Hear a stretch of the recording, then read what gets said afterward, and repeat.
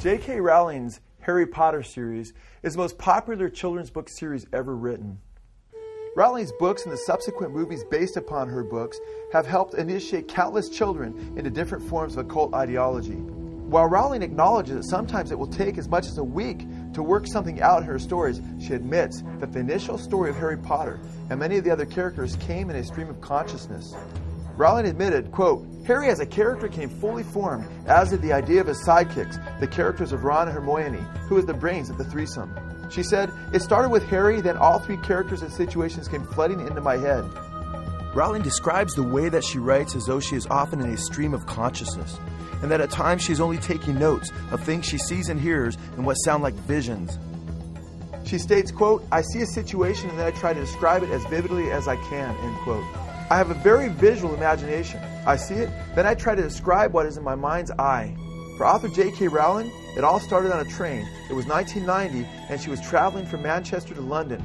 Rowling describes her own writing ability in writing the Harry Potter series, much in the same way she describes the channeling of spirits that takes place in the Hogwarts School of Witchcraft and Wizardry.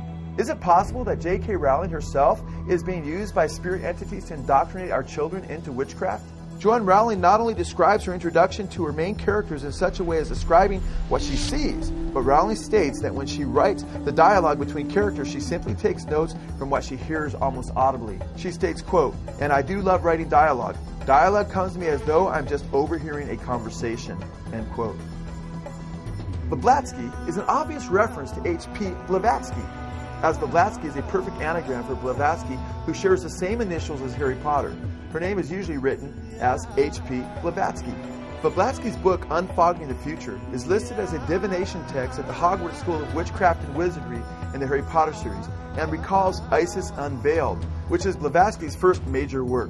Blavatsky is, of course, along with Satanist Aleister Crowley, a Gnostic founder of the modern-day New Age movement, or Neo-Gnosticism.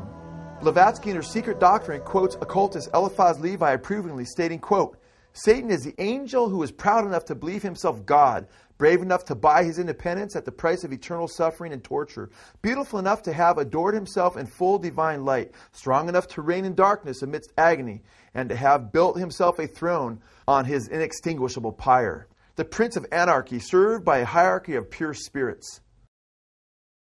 We saw earlier how both Blavatsky and Crowley taught that Satan liberated humanity from the Creator as he initiated Eve in the Garden of Eden. Harry Potter's escape from the world of Muggles, which are non-magical human beings, is precipitated by a communication that takes place between Harry Potter and a serpent. Harry Potter escapes from the material world of the Muggles to the spiritual world of witchcraft and wizardry. After Harry Potter escapes the world of material illusions, he finds out that he actually has godlike powers. But it's interesting because J.K. Rowling also seems to be patterning the life of Harry Potter after the life of Satanist Aleister Crowley. Like Harry Potter, Crowley abandoned his strict upbringing, claiming that his mother was a tyrannical religious bigot, and went on to discover that he was a sorcerer joining several occult orders. Like Harry Potter, Crowley realized he was a wizard as a preteen. Crowley stated, quote, "Before I touched my teens, I was already aware that I was the beast, whose number is 666. While Crowley would claim to have committed several human sacrifices, he claimed that he killed his first cat at the age of 11. According to J.K. Rowling, Harry began to find out that he was a wizard at age 11. In Harry Potter, the Goblet of Fire, page 20, it is stated, quote, "It had been enough of a shock for Harry to discover on his 11th birthday that he was a wizard." As in Crowley's Satanism, in the Harry Potter series, the number 11 takes on special significance. Crowley writes that, quote, 11 is the number of magic in itself. He also writes that 11, quote, is a sacred number par excellence of the new age or new eon. It is written in the book of the law, 11 as all their numbers who are of us.